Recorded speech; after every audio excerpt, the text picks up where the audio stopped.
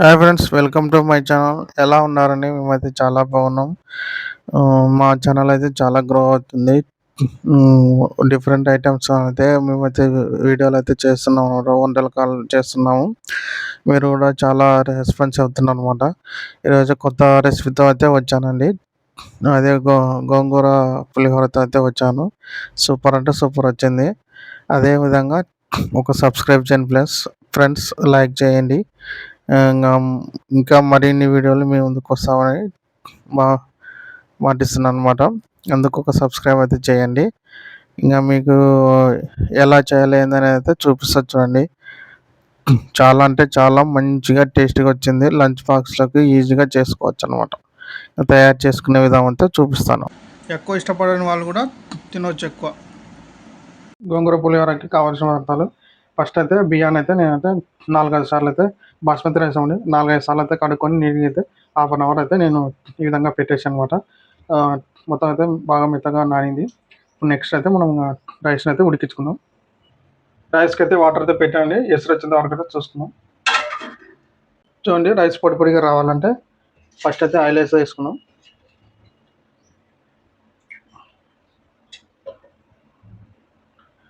కొంచెం కలర్ రావడానికి పసుపు అయితే వేసుకున్నాం. వేసుకొని ఎసురు వచ్చేంత వరకు అయితే వేసుకున్నాం అండి. మొత్తం వేసుకుంటే అయిపోయాయి. చూడండి, ఎసురు వచ్చిందో లేదో చూద్దాం. చూడండి, ఎసురు అయితే వచ్చింది. మనం రైస్ అయితే యాడ్ చేద్దాం.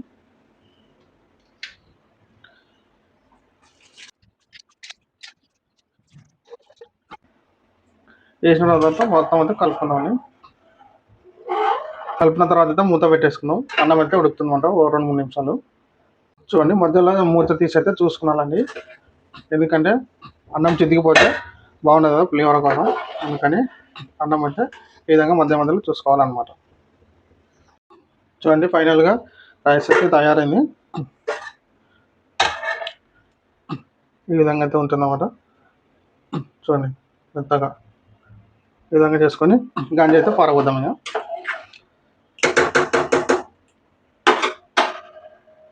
చూడండి, రైస్ అయితే పొడి పొడిగా అయితే చేశాను అనమాట. గంజి పారవేసినాక ఈ విధంగా ఉంటుంది. ఇదంతా ఇష్టంగా ఒక గిన్నెలో వేసేసుకుంటాను నేను. చూడండి, ఇట్లా బేసిన్లో వేసుకొని మొత్తం అంతా ఆరబెట్టుకోవాలి. ఇదంతా ఫ్యాన్ కింద అంతా ఆరబెట్టుకోవాలి. ఈ ఆరే లోపల మనం అయితే ఇంకా పులిహోర, గోంగూర పులిహోరకి కావాల్సినవి చేసేద్దాము. చూడండి, గోంగూర పులిహోరకి నెక్స్ట్ అయితే ఆయిల్ అయితే పోస్తున్నాను. ఫస్ట్ అయితే నేను పల్లీలు అయితే వేయించుకుంటాను అనమాట.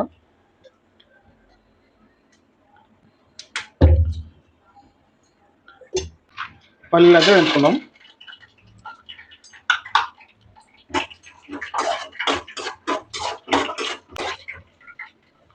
చూడండి, పల్లీలు అయితే వేగినాయి. ఇంకా మూతలోకి అయితే తీసేసుకుంటాను.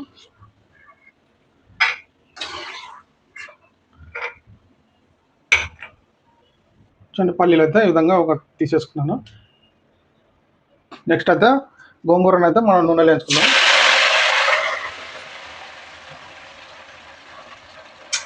ఒక కట్ట అయితే తీసుకొని మొత్తంగా నీళ్ళలో కడుక్కొని పెట్టుకొని ఆయిల్లో వేయించుకోవాలి. మంట పెట్టేసి కొంచెం మగ్గనిద్దాం. చూడండి, కొంచెం మగ్గింది కదా. ఈ 4 పచ్చిమిర్చి అయితే వేసుకుంటాను, కట్ వేసుకొని నీళ్ళలో కలుపుకొని కొంచెం మూత పెట్టేస్తున్నాం.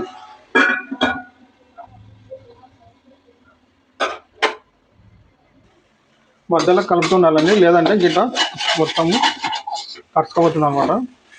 కాబట్టి కలుపుకుంటూ ఉండాలి. బాగా వేగుతుంది.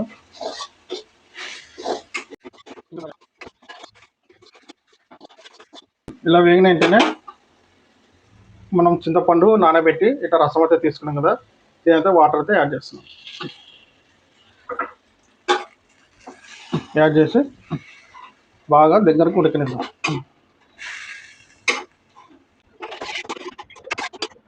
ఈ విధంగా అయితే మూత పెట్టి ఉడికిద్దాం. మూత వేస్తా. ఈ విధంగా అయితే ఉడికేసింది అనమాట. నేనైతే స్టవ్ ఆఫ్ చేసి దీనైతే మిక్స్ పట్టేసుకుంటాను. మొత్తం చల్లార్చినాకనే మిక్స్ అయితే పట్టేసుకుంటాము.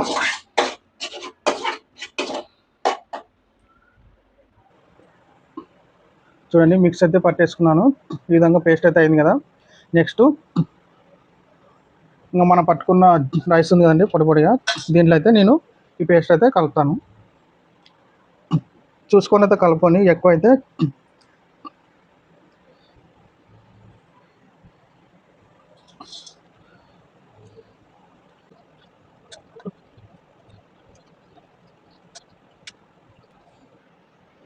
చూడండి. ఉప్పు అయితే దాంట్లో పేస్ట్ చట్నీలో వేయలేదు, అందుకే రైస్ కలిపేటప్పుడు వేసుకొని కలుపుకుంటున్నా. చూడండి పర్ఫెక్ట్గా ఈ విధంగా కలుపుకొని దీనికైతే తర్వాత అయితే వేసుకుందామండి. నాకైతే నేనైతే స్టవ్ వెలిగించి పోపు అయితే పెట్టుకున్నాను. ఆయిల్ అయితే పోస్తున్నాను. నెక్స్ట్ పప్పు కావాల్సిన పప్పు దినుసులు అయితే వేస్తున్నాను. శనగలు, పప్పు, మినపప్పు, జీలకర్ర, ఆవాలు, ఎల్లిపాయలు దంచుకొని తీసుకున్నాను. అది వేసుకొని కలుపుకోవాలి. చూడండి పప్పు అయితే వేగుతుంది కదా. 4 పచ్చిమిర్చి చీల్చుకొని వేసుకుంటాను అనమాట.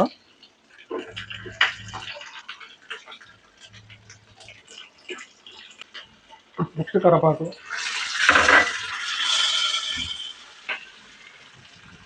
నెక్స్ట్ అయితే ఎండుమిర్చి వేసుకొని కలుపుకున్నాం. చూడండి పోపు అయితే తయారైంది. స్టవ్ అయితే ఆఫ్ చేసి ఇది చల్లార్చినాక మనము గోంగూర రైస్లో కలుపుకున్నాం కదా, దాంట్లో అయితే వేసుకున్నాము. దీన్ని అయితే వేసేసుకుంటున్నాను.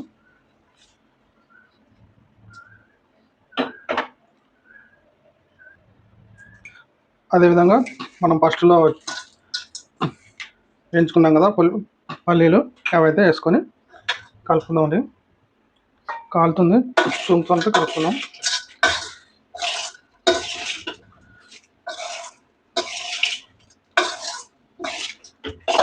గోంగూర పులిహోర రెడీ అండి. లంచ్ బాక్స్ అయితే సూపర్ ఉంటుంది. ఎటువంటి కూరలు లేకుండా మనము లంచ్ బాక్స్లో తీసుకెళ్ళినామంటే సూపర్గా తినొచ్చు అనమాట.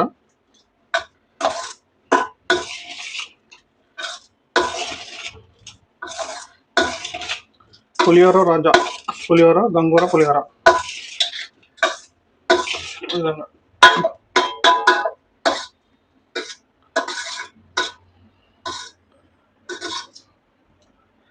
చూడండి గోంగూర పులిహోర తయారైంది.